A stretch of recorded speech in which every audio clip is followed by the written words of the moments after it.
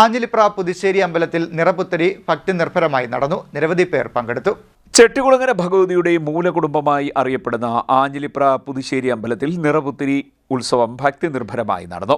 ചെട്ടികുളങ്ങര ഭഗവതിയുടെ മൂല കുടുംബസ്ഥാനമായ ആഞ്ഞിലിപ്ര പുതുശ്ശേരി അമ്പലത്തിൽ സമൃദ്ധിയുടെയും ഐശ്വര്യത്തിന്റെയും പ്രതീകമായ നിറപുത്തരിയുടെ ചടങ്ങുകൾ ഭക്തിസാന്ദ്രമായ അന്തരീക്ഷത്തിൽ നടന്നു. ക്ഷേത്ര മേൽശാന്തി തെക്കേടം ഹരിശ്ചന്ദ്രൻ നമ്പൂതിരിയുടെ മുഖ്യ കാർമ്മികത്വത്തിലാണ് ചടങ്ങുകൾ നടന്നത്.